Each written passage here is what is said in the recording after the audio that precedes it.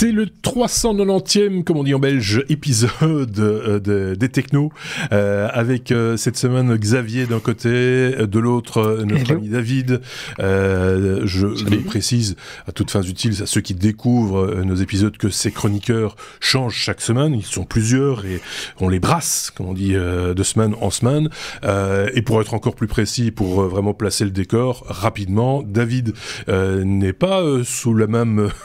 dans le même comment on dit encore, dans le même mettent pas surtout fuseau horaire, voilà, je vais y arriver, fatigue, voilà, puisque David se trouve en Thaïlande, à Bangkok, alors que mon petit camarade Xavier et moi-même sommes à Bruxelles et en région bruxelloise, en Belgique, et vous nous écoutez où vous voulez, voilà, ça c'est votre choix, c'est votre vie, nous on a aucun problème avec ça. J'espère que tout le monde va bien, que tout le monde a passé une bonne semaine. On va passer un petit 60 minutes ensemble pour parcourir l'actualité technologique telle que ces deux garnements l'ont compris, l'ont jugé, l'ont cadré, l'ont sélectionné dans une revue de presse que nous vous présentons comme chaque semaine sous forme d'abécédaire, un petit peu tordu de temps en temps, il faut bien le reconnaître, on prend des risques et on prend des libertés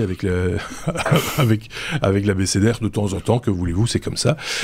Cet épisode, je peux déjà vous le dire, sera suivi d'un bonus qui sera à découvrir plus tard, peut-être qu'il est déjà là, ça dépend, hein, faut voir, vous regarderez dans le flux de podcast ou sur notre chaîne YouTube, il y aura un bonus de 15 minutes maximum, parce que j'en suis certain, mes petits camarades auront encore des choses à dire au terme de cet épisode. Est-ce que vous êtes prêts, les amis ? Oui. On est prêts. C'était lent, mais c'était unanime. Donc on commence avec la lettre C comme colossal AI, David. C'est une espèce de chat GPT open source. C'est de ça dont il s'agit. C'est bien ça, enfin c'est bien ça en partie. Donc c'est un système d'entraînement intelligence artificielle qui permet de faire l'entraînement d'un modèle du style ChatGPT. Et donc, il se base sur la réplication du modèle d'entraînement de ChatGPT, mais ils ont été plus loin niveau optimisation, et ça permet de faire tourner l'entraînement sur un GPU grand public. Apparemment, on peut déjà commencer à faire un entraînement avec 1,6 giga de mémoire VRAM, ce qui n'est pas beaucoup du tout. Quand on compte que pour faire l'entraînement d'un système tel que ChatGPT, on parle de centaines de gigas de VRAM.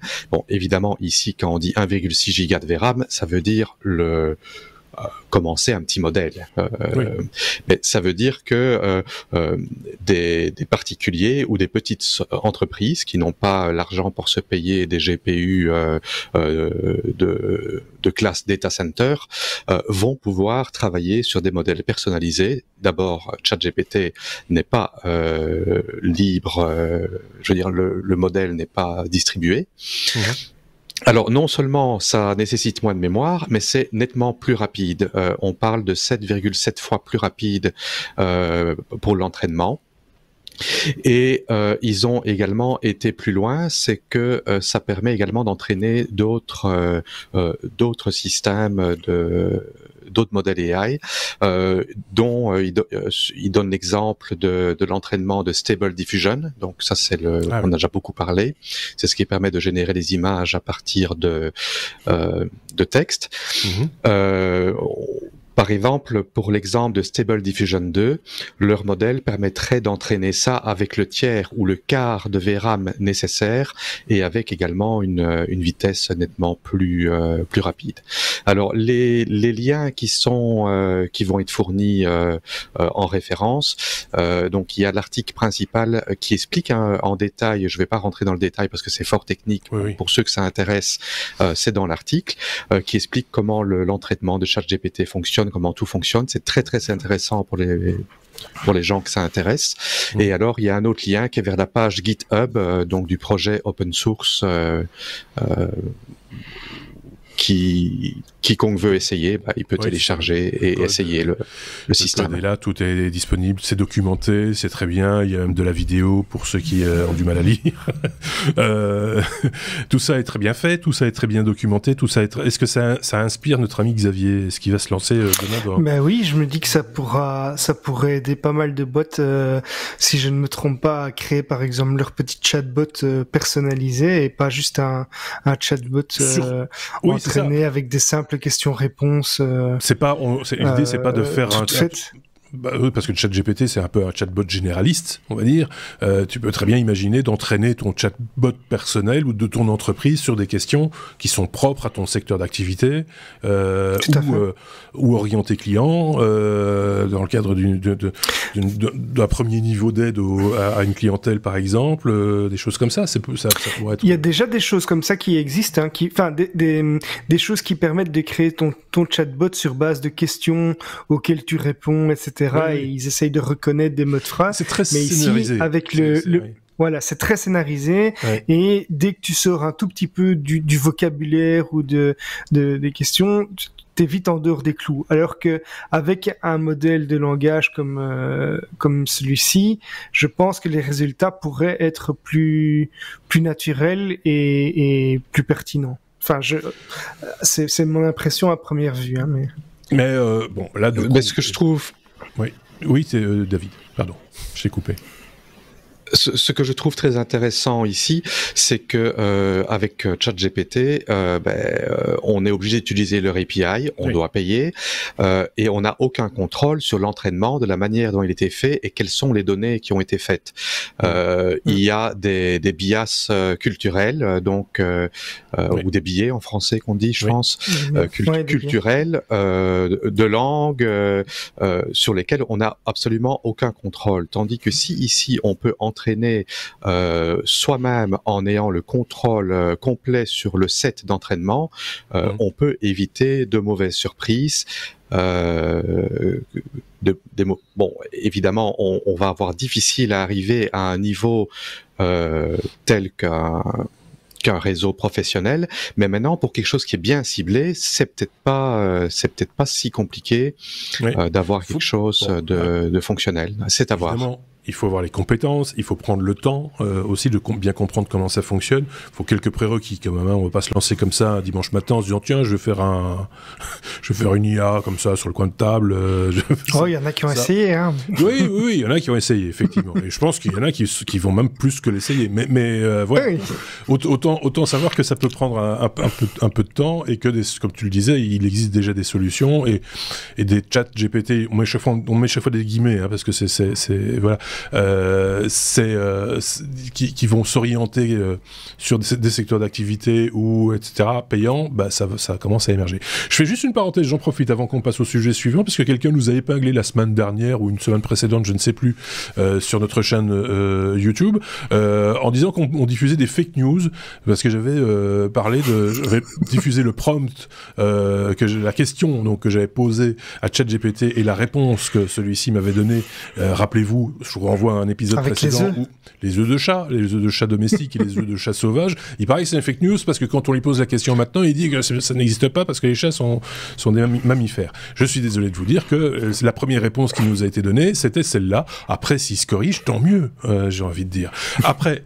Deuxième effet qui se coule dans ce que je suis en train de dire, c'est que ne venez pas nous dire que vous y connaissez mieux parce que vous avez payé 20 € pour le truc. Vous avez juste réservé une place de parking. C'est toujours qu'une place de parking. C'est ça que je voulais aussi vous dire. C'est pas parce que vous avez payé ChatGPT plus que pour autant vous y connaissez plus. Voilà. Vous avez moins, en fait, d'argent dans votre poche. Voilà. Maintenant que la mise au point est faite, moi je pense qu'on peut passer à la lettre suivante. Qui est la lettre E. La lettre E comme, je ne sais pas encore, espace. Voilà, Xavier, on va parler de l'ESA, qui veut éliminer un angle mort un peu comme sur les camions. Depuis un an ou deux maintenant, on doit coller des autocollants, vous savez, sur les portières des camions, les véhicules de plus de 3,5 tonnes pour indiquer aux automobilistes qu'ils sont peut-être dans un angle mort. Est-ce que c'est du même angle mort dont on parle? C'est le même style. Donc l'espace, c'est aussi une des choses qui m'intéresse. Alors je suis pas un expert en la matière, mais c'est quelque chose qui me plaît beaucoup aussi. Et en parcourant certaines news sur ce sujet, j'ai vu que l'Agence spatiale européenne, donc l'ESA, veut mettre sur pied une mission qui va s'appeler Neomir et qui va viser à détecter des astéroïdes d'une certaine taille, donc de plus de 20 mètres, qui sont pas visibles depuis la Terre à cause de la luminosité du Soleil. Donc c'est en ça qu'on parle d'un angle mort, c'est que comme ils sont, en fait très souvent quand on peut observer des astéroïdes, c'est par le reflet de la lumière du Soleil qu'on peut les voir. Mais comme ils sont ici, je te coupe 2 secondes, aussi sur l'ombre que cet astéroïde produit, par exemple sur d'autres planètes, sur d'autres objets. Ouais, mais le problème quand c'est dans l'axe du Soleil, c'est que le Soleil est tellement éblouissant pour les choses qu'il observe que l'objet, surtout s'il n'a pas une taille gigantesque, va disparaître, et c'est pour ça qu'on parle d'angle mort. Et donc ces astéroïdes, on sait que ça peut représenter une menace pour la Terre, et en particulier ceux d'une taille moyenne qui sont difficiles à repérer et qui peuvent quand même causer des dégâts considérables. Il y avait un exemple, il y a tout juste 10 ans en Russie, où un astéroïde de 20 mètres de long est rentré dans l'atmosphère à une vitesse de 18 km/s, et il a créé une onde de choc qui a détruit des bâtiments, des fenêtres. Il y a à peu près 1500 personnes qui avaient été blessées, et il venait justement d'une direction qui était proche de celle du Soleil, donc notre fameux angle mort. Alors Neomir sera équipé d'un télescope infrarouge de 50 cm, et il ne sera pas terrestre, mais il va être envoyé au point de Lagrange L1. Alors le point de Lagrange L1 entre le Soleil et la Terre, c'est quoi? C'est une position dans l'espace où la force de la gravité de la Terre et du Soleil, dans ce cas-ci, sont en équilibre. Quand on parle de Lagrange, c'est pas forcément entre le Soleil et la Terre, c'est entre deux forces gravitationnelles, mais dans ce cas-ci, Lagrange L1 pour le Soleil et la Terre. Donc c'est là qu'il va être placé, et il va être capable de détecter la chaleur des astéroïdes qui viennent justement de la direction du Soleil, jusqu'à 3 semaines avant leur passage près de la Terre.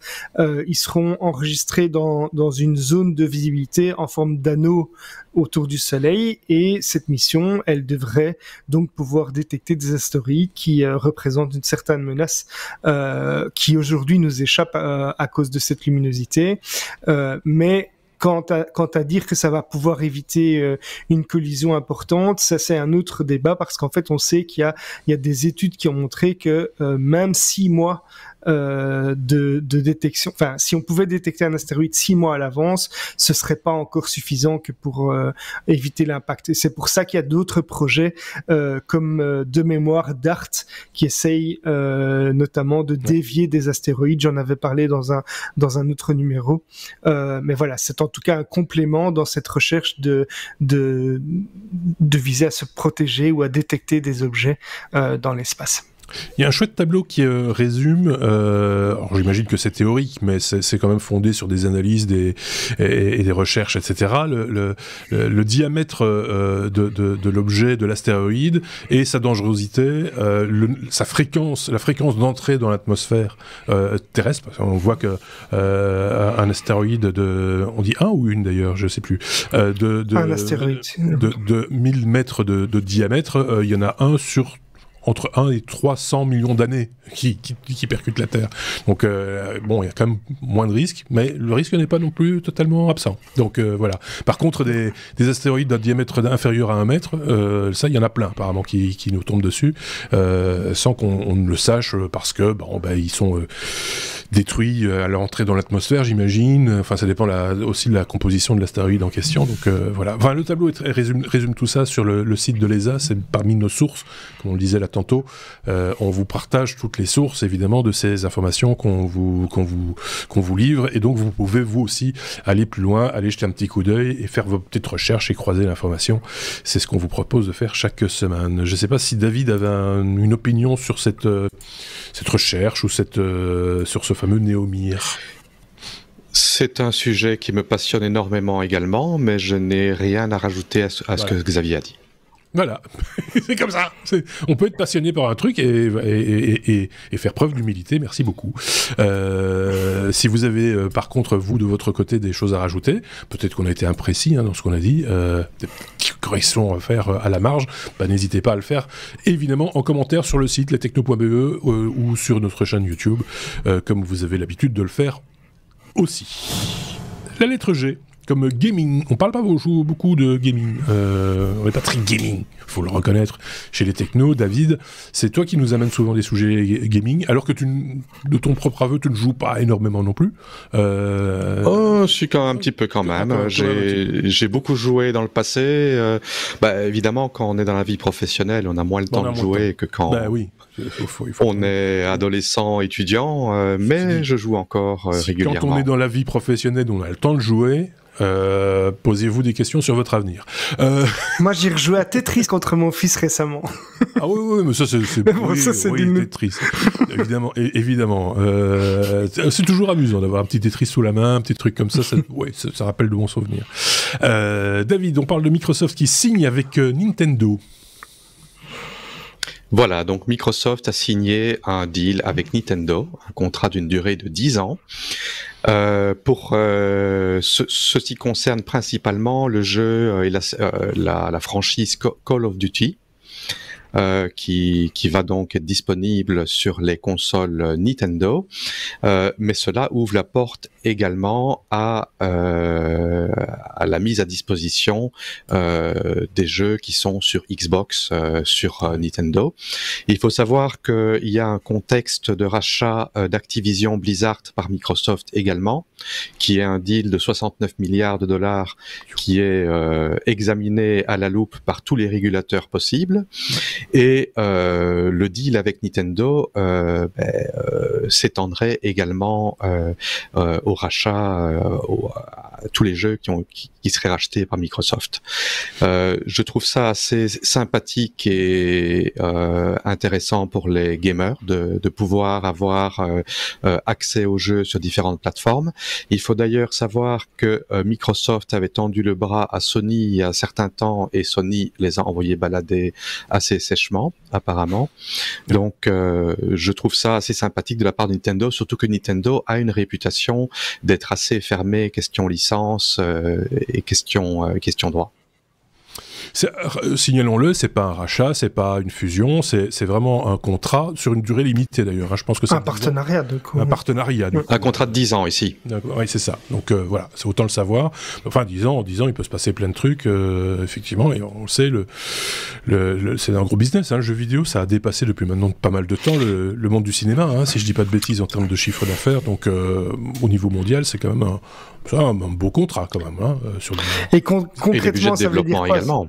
Oui, bien sûr. Ça veut dire qu'on va pouvoir jouer à Super Mario sur une Xbox et à Call of Duty sur une Switch, ou c'est quoi l'idée? Oui, j'imagine. Call of Duty sur Switch, apparemment, oui. Par contre, Mario sur Xbox, ça, ils n'ont pas annoncé. Ok. Peut-être. On verra. Ils ont 10 ans à voilà, ce n'est peut-être pas entièrement à double sens. Oui, c'est ça. Okay. Voilà. Donc, faut voir quel sera le vrai bénéfice pour Microsoft et Nintendo, on n'en doute pas, mais pour le gamer, quoi. Ça reste à voir, évidemment. Vous nous en direz des nouvelles si vous en avez, évidemment, comme toujours. Xavier, on est à la lettre H comme hydrogène. L'hydrogène, c'est quelque chose qui vient parfumer, j'ai presque envie de dire, régulièrement nos épisodes, parce que c'est un petit peu la source d'énergie, en tout cas le moyen de stockage d'énergie que l'on entrevoit de plus en plus dans différents domaines, et tu vas nous en parler. Tu vas parler d'un catalyseur qui améliore le processus de production d'hydrogène, et c'est là tout le nœud du problème. C'est la production en fait, la particularité de l'hydrogène, c'est pour ça qu'on en parle beaucoup avec les enjeux climatiques qui est actuellement, c'est que c'est une énergie qui est propre si elle est, si on arrive à la produire de manière verte, c'est-à-dire que exploiter l'hydrogène en tant que tel, c'est propre, mais ce qui est difficile aujourd'hui, c'est de produire de l'hydrogène de manière durable. Et donc, il y a des chercheurs de l'Institut Royal de Technologie de Melbourne, en Australie, qui ont mis au point un nouveau catalyseur pour produire de l'hydrogène de manière plus efficace à partir de l'eau de mer. Et on sait qu'en Australie, ils sont entourés d'eau de mer et ça évite avec ce catalyseur la désalinisation, et ce capteur va utiliser des feuilles de phosphure de nickel molybdène. Alors, si vous êtes chimiste, vous comprendrez de quoi il s'agit. Moi, ce n'est pas mon cas exactement, et c'est dopé à l'azote pour une électrolyse qui va limiter ou même complètement sans émission de dioxyde de carbone ni de chlore. Et le chlore, c'est aussi un des éléments qui est nocif pour l'environnement. Donc, c'est un des éléments qu'on va essayer d'éviter justement de produire ou qui empêche la production en grand volume actuellement aussi pour des raisons écologiques. Et donc, cette équipe de chercheurs espère pouvoir booster la production d'hydrogène vert, donc qui a du coup un impact vraiment quasi nul sur l'environnement de l'Australie. L'Australie ayant des réserves d'eau de mer qui sont importantes, elle pourrait devenir du coup une référence mondiale dans le domaine. Et le gouvernement australien a déjà annoncé qu'ils avaient pour ambition de réduire le prix du kilo d'hydrogène à $2 australiens, ce qui correspond environ à 1,3 €. Actuellement, tout l'hydrogène du monde provient des combustibles fossiles, donc c'est un élément qui n'est pas propre en soi actuellement. Donc cette production, elle génère 830 millions de tonnes de dioxyde de carbone par an. Et donc c'est effectivement une grosse évolution que cette possibilité de produire de l'hydrogène vert à un coût qui reste vraiment très raisonnable et qui, pour le moment, ne représenterait qu'un 1% de la production totale d'hydrogène dans le monde. Alors attention, quand tu dis tout l'hydrogène du monde est réalisé uniquement par la voie que tu viens d'expliquer, c'est pas tout à fait le cas. Non, la production, oui.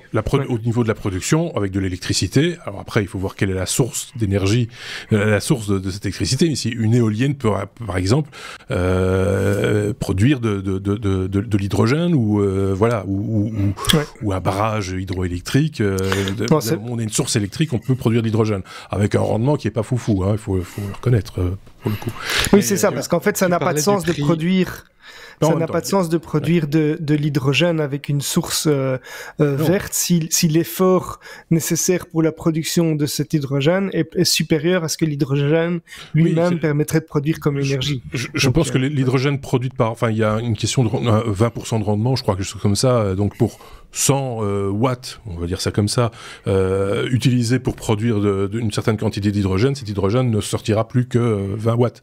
Je pense que c'est dans cet ordre de grandeur-là. Si j'ai une bêtise, je l'ignore pour l'hydrogène. N'hésitez pas à me reprendre. Tu voulais dire quelque chose, David ? Oui, tu parlais du prix pour 1 kilo d'hydrogène. Est-ce que tu as une idée de l'équivalence d'un kilo d'hydrogène en litres de diesel ? Est-ce que c'est plus ou moins équivalent par poids ou pas ? Non, c'est une info que j'ai pas vérifiée, mais c'est vrai que c'est pertinent et je vais essayer de trouver ça et de le mettre dans les commentaires du coup de la vidéo par la suite. Oui, parce que là aussi, il y aura un élément de comparaison sur ce à quoi ça peut servir aussi, quelque part. Et ça ferait combien au kilomètre sur base d'une voiture qui consommerait... Ah, on ne sait pas combien ça consomme en hydrogène une voiture. Mais oui, si c'est pour utiliser sur un véhicule, c'est 1,20 € que tu as dit pour 1 kilo d'hydrogène, c'est ça ? 1,30 € ici. 1,30 €, oui. 1,30 €, oui. Donc je veux dire, si tu en as besoin que de la moitié en poids par rapport au diesel, c'est économiquement intéressant en plus d'être vert. Par contre, si t'en faut autant ou plus, c'est peut-être moins économiquement. Mais bon, par contre, le vert a aussi son importance. Donc à long terme, c'est... Il y a ça. En tout cas, je trouve ça très... très intéressant comme recherche. C'est encourageant aussi de se dire que voilà, on approche sans devoir désaliniser l'eau. Donc on saute aussi une étape, comme tu l'expliquais très bien. Donc c'est parce que de l'eau de mer, ça a priori on en a, hein, c'est bon.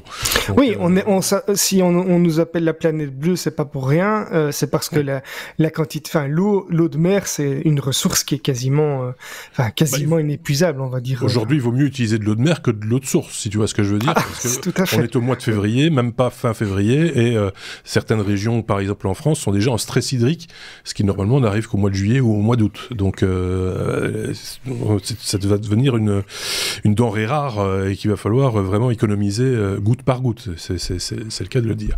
Voilà, si le sujet vous intéresse, n'hésitez pas à suivre les liens qu'on vous donne ou à commenter éventuellement. Et si on a dit des bêtises, une fois de plus, n'hésitez pas à nous reprendre poliment. J'insiste. La lettre M comme Meta, David. Meta-main dans la mienne. Enfin, bah, bref. Meta, la société de... C'est la société Meta, on parle de Meta, du Meta de Facebook. Facebook, Instagram, oui, c'est ça, c'est bien ça. Okay. C'est ça, ok, on t'écoute. Et donc, j'avais mis comme sujet Monkey see, Monkey do, ce qui en français veut dire ce que le singe voit, le singe fait. Alors, si Twitter se fait de l'argent avec Twitter bleu, pourquoi est-ce que Meta ne ferait pas la même chose?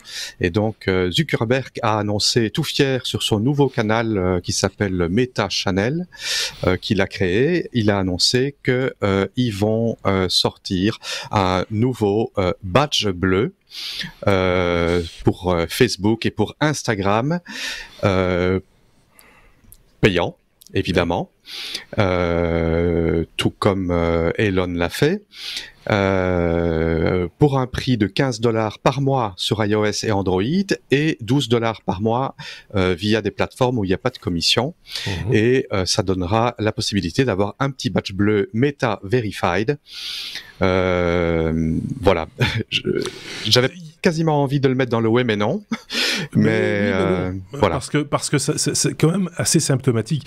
Moi je vois deux choses, ça relève de choses. C'est d'abord Elon Musk a ouvert une porte assez inattendue par rapport à cette fonctionnalité qui n'en est pas vraiment une, mais en tout cas qui ramène des sous-sous. Ça c'est déjà un premier point. Ça ouvre la porte aussi au réseau social payant. On avait toujours dit Facebook payant, ça n'arrivera jamais, machin, etc. Là, on y est. Je veux dire, c'est à partir du moment où pour avoir certaines fonctionnalités, il faut payer, ça devient une plateforme payante. Donc, ça ouvre cette perspective-là. Voilà. Moi, je trouve que ça... Alors, je dis pas que c'est bien, ou même que c'est mal. Très honnêtement, je suis plus sur Facebook depuis 2 ans et je m'en porte pas plus mal. Et jamais je payerais pour avoir un petit logo bleu à côté de mon nom. Ça me sert strictement à rien. D'ailleurs, ça n'offre pas que ça. Hein. C'est aussi de la visibilité ou je sais plus. Un peu de vent. Ils n'ont pas annoncé. Ils ont dit qu'on aurait un petit badge bleu, qu'on aurait une protection supplémentaire contre l'impersonnification. Enfin, je sais pas comment on dit en français. Et un accès direct, un accès direct au support. Parce que c'est vrai que sur Facebook et Instagram, contacter un support, c'est pas quelque chose de très évident. Qui fait ça? Mais voilà, l'étape suivante, ça va être de demander aux gens de payer pour publier du contenu, tu vois, sous forme d'une page ou d'un groupe, plutôt peut-être d'une page, parce que les pages sont plutôt d'ordre professionnel, on va dire. Enfin, j'y mets des guillemets, hein, mais toutes les pages ne sont pas professionnelles, ne me faites pas dire ce que j'ai pas dit. Et que dès le moment où tu veux publier une vidéo ou un truc un peu plus compliqué ou un truc un peu plus joli, machin, etc., il faudra passer à la caisse, quoi. Je ne trouve pas ça très bon marché ici. En tout cas, $12 hors commission ou $15 par mois, je trouve ça très cher. J'espère que pour ce prix-là, ils t'enlèvent la pub au moins. Et bonne question. Mais ils n'en parlent pas non plus. Non, ça, ils vont pas t'en parler, ça, c'est clair. Enfin, je sais pas ce qu'on pense. Donc, s'ils n'en parlent pas, pour moi, on aura toujours la pub. Bien sûr, en fait, c'est du vent. C'est-à-dire qu'on te vend juste un petit logo bleu, un petit emoji que tu peux mettre au cul de la dernière lettre de ton nom aussi. Hein. Voilà. C'est du business, hein. Ça va éviter à certaines personnes d'avoir à justifier que tel profil n'est pas le leur, éventuellement, et qu'il y a des personnes qui se font passer pour eux. de là faire payer pour ça, moi, je trouve que c'est évidemment d'un point de vue business compréhensible, mais d'un point de vue pertinence de contenu, etc. Les réseaux sociaux auraient aussi l'intérêt à ce que on puisse dire que le contenu qui est dessus n'est pas fake ou ne provient pas de quelqu'un qui imite une autre page ou une autre société. Ouais. Mais encore ça, c'est discutable aussi parce que parfois le fait de propager des fake news alimente les discussions, etc. Donc c'est je pense que ça ne garantit pas que le compte. Ça ne garantit pas du tout que le compte soit sérieux. Ça garantit juste le fait que tu as affaire à un gogo qui a payé 15 € ou 15 $. C'est juste ça, en fait. C'est ce que je disais là tantôt avec ChatGPT. Tu payes, mais tu payes. C'est la place de parking. Soit tu l'as gratuitement, tu viens poser dessus quand il y a de la place, soit tu la réserves. Bah là, tu fais juste une seule chose, c'est la réserver, et encore avec une petite peinture bleue autour.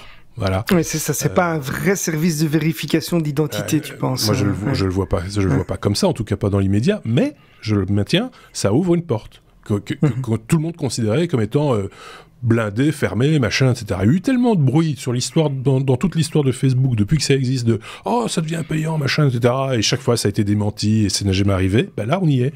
Il y a déjà quelque chose de payant sur Facebook. Alors il y avait déjà d'autres choses payantes, le boost, etc. Le boost de publication. Mais ça c'est dans le cadre d'un. Là il y a un service. Tu payes pour une action, pour. Et puis c'est le business model de base déjà. Bah oui c'est ça. Et comme tu payes Google Ads pour mettre des bannières publicitaires. Ou YouTube, enfin peu importe. Ça me semble assez logique, mais on se rapproche de plus en plus du modèle premium de YouTube, ça me vient maintenant à l'esprit, sauf que effectivement YouTube te propose du coup d'avoir accès au contenu sans publicité. Donc ici on te propose juste d'avoir un petit logo bleu pour te donner un petit genre et voilà. Pour l'instant en tout cas il y a rien de plus. Donc, en tout cas, on ne voit rien de plus. Si vous y voyez un intérêt chez vous, n'hésitez pas, si vous avez trop de sous aussi, parce que c'est vrai que tout le monde a beaucoup trop d'argent en ce moment, n'hésitez pas à mettre la main à la poche ou simplement à nous en parler avant et on vous dira tout le bien qu'on en pense. David. Note que pour 15 $ par mois, moi je vous fais des petits logos bleus, il n'y a pas de problème. J'ai eu peur à un moment donné parce que j'allais dire, t'es quand même bon marché. Mais donc c'est vous qui voyez. Ah non, mais c'est le même pour tout le monde. Ah, c'est le même logo pour tout le monde. Tu rentres dans une économie d'échelle assez intéressante, il faut le reconnaître. Ok, ben vous ferez votre idée vous-même en allant par exemple sur les liens qu'on vous propose justement. La lettre N dans notre abécédaire, à la lettre N, nous avons navigateur, Xavier. Microsoft veut vous dissuader d'utiliser Chrome. Voilà. Alors c'est un peu une brève, mais qui amène à peut-être un mini débat. Aujourd'hui, quand on veut télécharger un navigateur, on sait que la première chose qu'on va faire, on en parlait encore avec la mort d'Internet Explorer il y a pas longtemps. J'avais entendu Thierry, si je me trompe pas, qui disait ça. Juste. Mais on utilisait Internet Explorer. Pourquoi? C'était pour télécharger Chrome ou Firefox. Ici, on est donc paix à son âme, Internet Explorer est mort. Maintenant, c'est Edge et mais quelqu'un qui souhaiterait utiliser Edge pour aller télécharger Chrome va voir une bannière. Alors ça a déjà évolué un petit peu depuis le moment où j'ai lu pour la première fois la news. Au départ, il y avait une bannière qui était vraiment invasive et qui se mettait tout en haut du navigateur quand on allait sur la page de Chrome. Mmh. Maintenant, c'est différent. C'est que quand vous êtes sur Bing, donc le moteur de recherche de Edge, et que vous tapez Chrome, vous allez avoir une bannière qui ressemble très fort à ça, mais qui est intégrée dans les résultats et qui va vous dire il n'est pas nécessaire de télécharger un nouveau navigateur web. Et Microsoft recommande d'utiliser Microsoft Edge pour une expérience web rapide, sécurisée et moderne qui peut vous aider à gagner du temps et même de l'argent. Donc ça, c'est ce que Microsoft essaye de nous vendre. Et si malgré tout, c'est pas bien, mais vous allez quand même sur la page de Chrome pour télécharger le navigateur, vous allez avoir un petit pop-up qui va apparaître et qui va vous dire que Microsoft Edge fonctionne sur la même technologie que Chrome avec la confiance supplémentaire de Microsoft. Et donc, on vous incite à naviguer en toute sécurité maintenant en utilisant Microsoft Edge. Donc un élément qui est encore mis en place par Microsoft pour vous inciter à rester sur un navigateur qui est le leur. On sait qu'il y a déjà eu des procès, des réglementations pour faire en sorte que Microsoft ou même Google, parce que Google fait la même chose sur ses appareils Android, Apple fait la même chose avec Safari sur les navigateurs des iPhones. Donc c'est une guerre un petit peu que se livrent tous ces constructeurs de matériel ou bien ces éditeurs de logiciels pour conserver un maximum d'utilisateurs sur leur navigateur. Et les raisons sont très simples, c'est que en analysant les données des utilisateurs, leurs habitudes de surf, donc les sites qu'ils vont visiter, etc., ils peuvent offrir des publicités qui sont plus pertinentes, etc. Et donc il y a un traçage. On rappelle d'ailleurs, comme on l'a déjà fait, que Brave est un navigateur qui fonctionne également sur Chromium, donc qui est le même moteur que Edge et Chrome, donc vous n'allez pas être du tout perdu en utilisant ce navigateur-là, mais à l'inverse de Edge et de Chrome, il ne va pas analyser votre historique, vos favoris et vos habitudes de surf, donc votre vie privée est beaucoup plus respectée avec ce navigateur-là, et c'est tout l'enjeu de ces éditeurs, de vous garder chez eux et de vous dissuader d'utiliser autre chose. C'est rigolo parce que on se croirait revenu justement à l'époque des grandes luttes au tout début de Chrome, ou même à l'époque encore de Netscape, où d'ailleurs Microsoft avait perdu un retentissant procès à ce niveau-là, puisqu'il livrait Windows avec Internet Explorer, et voilà. Et ils ont dû afficher un espèce de pop-up où on avait le choix de choisir parmi les différents navigateurs de l'époque, et voilà. Et là, on dirait qu'on revient un peu sur cette façon de voir les choses. Ils ont trouvé une alternative pour quand même dissuader les gens, quoi. Donc, ils n'empêchent pas d'y aller, mais ils t'en dissuadent. Voilà. Je sais pas ce qu'en pense. J'ai quelques commentaires parce que cette semaine-ci, j'ai fait 2 installations de Windows 11 et je suis tombé en effet sur cette page-là et ce message-là. Par contre, j'ai quand même envie de dire quelque chose, c'est que j'ai également cette semaine lu un article qui parlait justement des navigateurs et qui parlait de Edge, et en fait, moi également, je suis resté avec le souvenir d'un Internet Explorer qui était exécrable, qui était en dessous de tout, qui était 2 guerres de retard sur les autres. Ouais. Apparemment, d'après l'article et d'après ce que j'ai pu voir également, je ne l'utilise toujours pas, je suis toujours sur Chrome, mais apparemment Edge est un navigateur qui tient la route, qui est au top de la technologie, et Microsoft paye en quelque sorte la négligence dont ils ont fait preuve avec Internet Explorer, et ils essayent un petit peu de se rattraper. Et il faut également mentionner que derrière le navigateur, il y a un moteur de recherche par défaut qui est d'un côté Google pour Chrome et Bing pour Microsoft, et que Microsoft est en train d'essayer de reprendre une part de marché dans le moteur de recherche, et une part de marché dans le moteur de recherche veut dire une part de marché dans la publicité, donc les enjeux sont énormes. Tu as tout à fait raison, ils payent le prix de ce foutu Internet Explorer qui a... Alors peut-être plus dans des couches de population qui étaient là à l'époque de Windows 95, donc 1995 en gros. Chez les jeunes, je pense qu'ils utilisent ce qui leur passe par la main. S'ils ont encore un ordinateur portable, je veux dire. Windows XP, c'est quand même pas si loin que ça. Windows XP, c'était Explorer qui était dessus, et puis ils sont passés à Edge, et les premières versions de Edge n'étaient pas top parce qu'ils coexistaient avec Explorer, si je ne me trompe pas. Et il y avait une confusion. Oui, il y avait une confusion entre les deux, et on ne savait pas très bien quoi utiliser, parce qu'évidemment, je passe aussi de Mac à Windows, et dans différentes versions. J'ai encore un Windows 7 qui tourne quelque part, et je ne vous dirai pas où, mais qui fonctionne très bien. Et effectivement, et là maintenant, comme il n'est plus suivi, on a les informations comme quoi Internet Explorer ne sera pas remis à jour, et je pense même qu'il va même être on pourra plus le démarrer dans très peu de temps. Enfin bref, voilà. Moi, je pense que tout se vaut à l'heure actuelle. Et si vous avez vos habitudes bien installées avec un navigateur, que ce soit Firefox, Chrome, Brave, Edge, restez-en là. Et puis voilà, c'est pas. Je vais quand même rajouter que pour les technologies, il y a la technologie dont on a parlé de Nvidia qui va sortir normalement à la fin de ce mois, le driver qui permet de faire de l'upscaling AI en temps réel de toutes les vidéos qu'on regarde, et c'est supporté sur Chrome et sur Edge. C'est ça, voilà. Donc, en fait, c'est parce que c'est le même moteur derrière. Hein, donc c'est pour ça qu'on dit que vous utilisiez maintenant Brave, Chrome ou Edge, au final, le moteur de rendu, vous serez pas perturbé parce que c'est le même moteur derrière. Ça assure. Par contre, c'est une facilité aussi pour les développeurs parce qu'en fait, maintenant, on a plus de problèmes de devoir développer pour 36 navigateurs différents. Alors, il y a toujours des différences, mais entre certains navigateurs, mais ça s'homogène. La différence, elle se situe maintenant sur les fonctionnalités périphériques, quoi.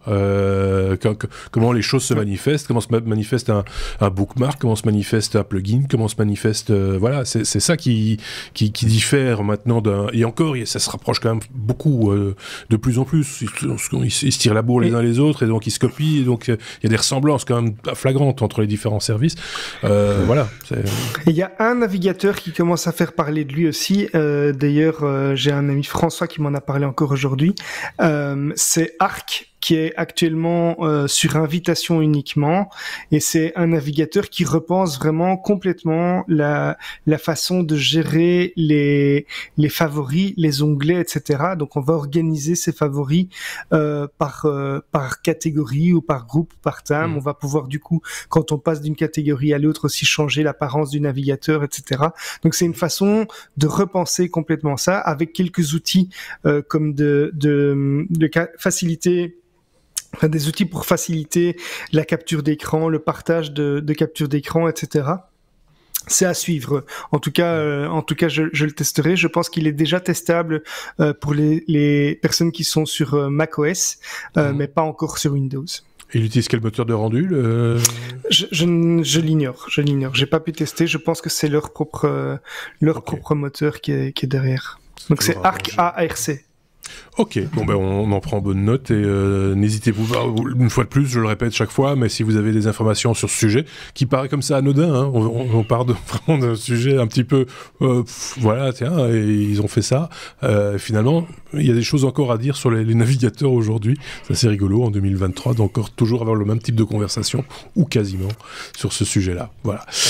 On peut passer ou pas à la lettre suivante. Alors, si je peux, avant qu'on passe à la lettre suivante, je vais revenir à la lettre à une info précédente et répondre à la question. Refaisons tout le truc si tu veux. Voilà. C'est comme Colossal AI.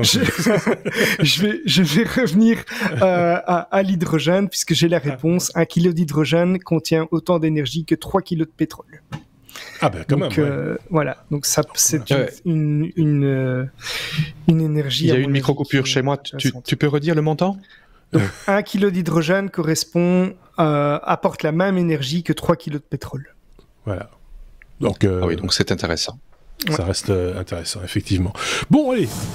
S comme sécurité, Xavier, de l'ADN dérobé par négligence. Qui m'a piqué mon ADN ?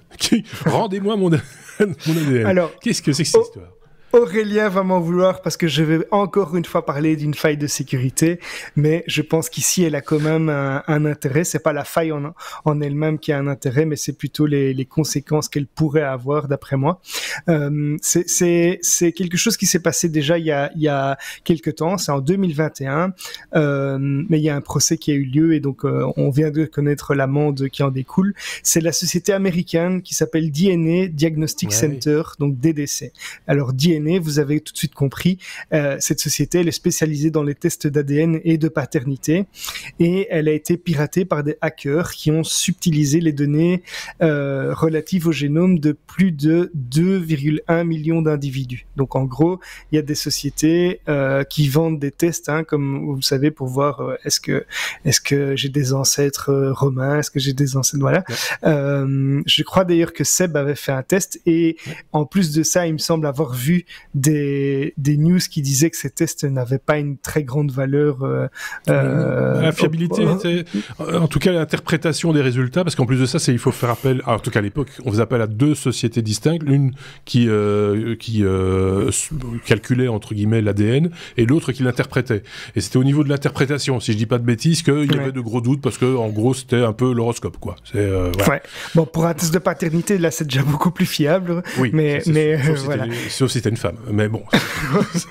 Et donc l'attaque ici, elle avait été causée par la négligence vraiment de la société en matière de sécurité. C'est un logiciel qui s'appelle Cobalt Strike qui avait été utilisé pour pénétrer dans le réseau de la société. Et bien que la faille avait été détectée par un prestataire de surveillance qui l'en a averti, l'entreprise a vraiment mis du temps à réagir. Donc c'est surtout ça qu'on lui reproche. Et en fait, le vol de données aurait pu être évité. Donc ils ont eu les hackers accès aux bases de données de la société. Ils ont volé les informations sensibles qui concernent l'ADN de 2 millions, de plus de 2 millions de personnes. Et l'entreprise a voulu se justifier en disant qu'elle n'avait pas connaissance de la présence de ces données sur ces serveurs, etc. Ce qui est évidemment tout à fait faux. Ils ont été condamnés à une amende totale de $400,000 parce que l'Ohio et la Pennsylvanie ont réclamé chacun $200,000 à la firme. Mais ce qui m'inquiète moi surtout dans ce cas-ci, ce sont les conséquences potentielles présentes et à venir pour les personnes dont les données génétiques ont été modifiées. On sait qu'il y a des avancées très importantes dans la médecine et justement dans les connaissances liées à l'ADN, et ces données peuvent contenir des informations qui sont très sensibles, par exemple la prédisposition de certaines personnes à avoir des maladies, et donc je ne doute pas que certaines sociétés pharmaceutiques, par exemple, pourraient être très intéressées de racheter des informations par rapport à ça pour envoyer de la pub, ou enfin je ne sais pas, ou pour des assurances ou autre. On pourrait avoir des traits de personnalité, des informations sur la famille, etc. Donc si ça tombe entre de mauvaises mains, ça peut être aussi la voie au chantage, à la discrimination, etc. Quelque part, Xavier, c'était déjà le cas dès le départ sur ces sociétés sur Internet qui te proposaient de te décortiquer ton code ADN. Il y a eu des drames, hein, des gens.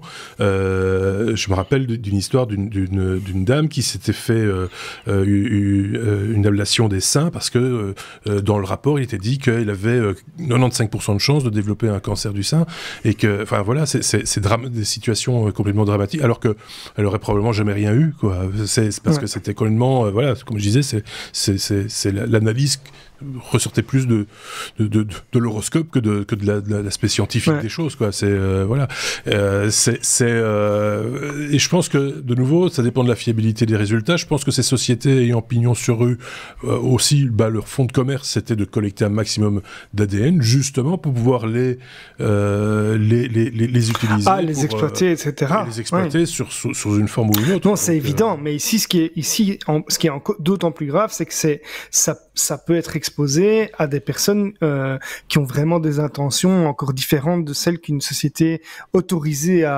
et contrôlée quand même en principe avec ce qu'elle fait, enfin sur ce qu'elle fait avec ces données. On ne sait pas comment la médecine va évoluer à l'avenir, ou la science va évoluer à l'avenir. Il y a des risques qui sont qu'on n'imagine peut-être même pas encore. Donc voilà. C'est pour ça que j'ai relevé cette petite news-ci. Tu as eu raison, Xavier. Je sais pas si David a un truc à rajouter sur cette histoire d'ADN volé. Tu surveilles de... Oh, ça me fait pas trop peur qu'on vole mon ADN, parce que bon, on perd des cheveux partout. Si on veut nous voler notre ADN, c'est pas très compliqué. Mais maintenant, bon, oui, l'aspect brèche de données et de pouvoir avoir un profil et d'autres informations, évidemment, mais bon, on ne voit plus que ça maintenant. On voit plus que ça, des brèches de données, des vols de données. Oui, c'est ça. Mais on est finalement, sur ce type de données, on aurait tort, je pense, de penser que on va cibler monsieur machin qui a son ADN machin et qui a une propension à attraper des rhumes et on va lui envoyer une publicité à lui. À moins que ce soit une personnalité éventuellement, mais bon. Peut-être. Si monsieur Donald T a une particularité ou monsieur monsieur Vladimir P une autre voilà.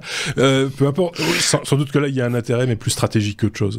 Mais sinon je pense que c'est la masse d'informations qui importe ces entreprises pour justement pouvoir faire des études mais à grande échelle à ce moment-là peut-être. C'est ça aussi, hein. C'est du data, quoi. C'est de la data. J'ai des problèmes avec le masculin et le féminin aujourd'hui, je sais pas pourquoi. Pour une petite parenthèse sur le sujet, cette semaine-ci, je suis aussi tombé sur des tests ADN pour chats. Et donc, on met ça dans la gueule du chat et ça permet de savoir de quelle lignée le chat est. Il est autant de pourcents d'origine siamoise, autant de pourcents d'origine abyssinienne, etc. Mais ça avait l'air très sympathique parce que voilà, c'est... Tu vois, Pitou, je savais qu'il y avait du... Est-ce qu'il a une propension à griffer ton papier peint Si on te vole l'ADN de ton chat, tu es moins à risque, quoi. Oui, c'est ça. Bref. Mais bon, c'est la petite parenthèse, mais c'était assez marrant. Beau. Je me souviens plus du nom, mais c'était assez sympathique. Si vous voulez connaître les origines réelles de votre chat et où ont été courir ses aïeux, voilà.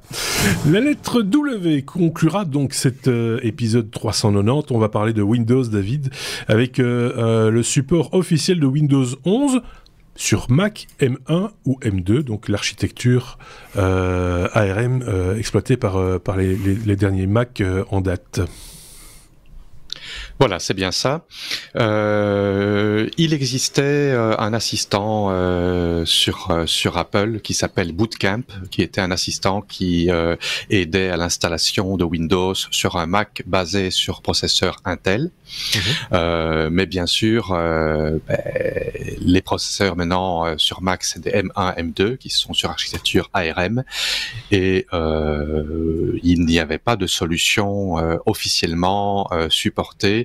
La virtualisation commençait à fonctionner, mais là, Microsoft a donné sa bénédiction et dit que Parallels Plesk version 18 est une plateforme de virtualisation qui est supportée de manière officielle par Microsoft pour faire tourner un Windows 11 sur une machine Mac, donc basée sur ces processeurs.